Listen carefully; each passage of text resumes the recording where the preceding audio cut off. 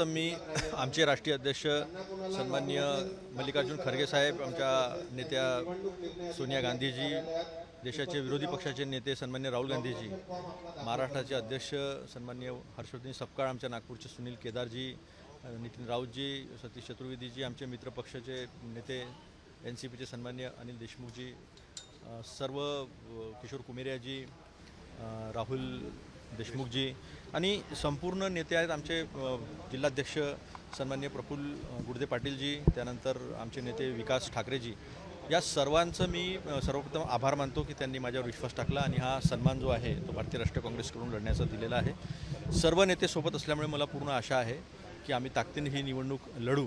हा लढा जो देशभर सुरू आहे तो संविधान वाचवण्याचा आहे, एक वैचारिक लढाई आहे. या देशाच्या जनतेला जे काही जुमलेबाजी आणि फेकूबाजी सुरू आहे आणि इथे जो भ्रष्टाचार बोकाळलेला आहे आणि जी तानाशाही आलेली आहे त्याच्याविरुद्ध लोकशाहीची जी लढाई आहे ती लढाई आम्ही या सर्वांच्या सपोर्टनी आशीर्वादांनी आज लढतो आहे.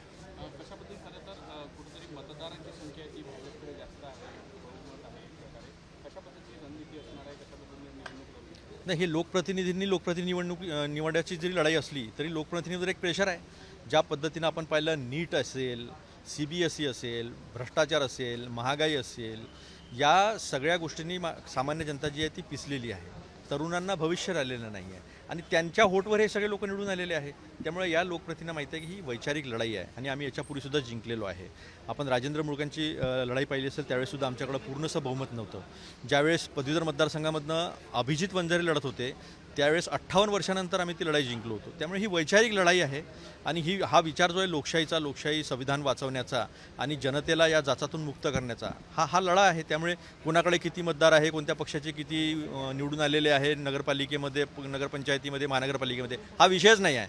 विषय हा आहे की कोण कोणत्या विचारासाठी लढतो आहे आणि मी ज्या विचारासाठी लढतो आहे त्या विचाराच्या पाठीशी आज देश आलेला आहे. त्यामुळे हे प्रतिनिधीसुद्धा येतील असा मला विश्वास आहे. असं आहे की जेव्हा तानाशाहीवर येतात ना लोक, तेव्हा त्यांना असं वाटतं की सगळे मान खाली टाकून उभे आहे. ही काँग्रेस आहे, ही ब्रिटिशासमोर नाही उभी मान खाली टाकली, हे पण यांनी लक्षात ठेवावं. प्रश्नच नाही, वैचारिक लढाई लढतो आहे आम्ही विचाराची लढाई लढतो आहे.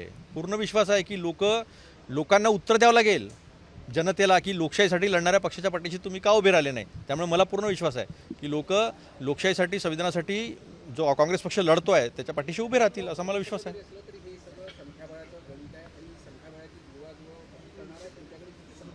नाही, असं आहे की माझे सगळे 833-34 जे काही आहेत ते सगळे माझेच आहेत. कारण त्यांना माहिती आहे मी कशासाठी लढतो आहे. मला रोज पाहतात, 10 वर्ष झाले कशा पद्धतीनं मी एका विचारासाठी लढतो आहे, लोकशाहीसाठी, संविधानासाठी, तरुणांच्या अधिकारासाठी, महिलांच्या सुरक्षेसाठी. ज्या पद्धतीनं गरज नसताना चुकीच्या धोरणांमुळे जी महागाई आलेली आहे, तरुणांचं भविष्य जे धोक्यात पडलेलं आहे, त्यासाठी सतत लढताना लोक मला पाहत आहेत ना. त्यामुळे मला असं वाटतं की हे यांचे किती संख्याबळ आहे, त्यांचं किती संख्याबळ आहे, त्यांच्याकडे तर पैसे भरपूर आहे. नोटबंदीच त्यासाठी गेलेली होती, पोत्यानेच भरून पैसे आहे. पण पोत्या धनशक्तीविरुद्ध जनशक्तीची लढाई आहे, तानाशाही विरुद्ध लोकशाहीची लढाई, ती आम्ही लढतो आहे. थँक्यू.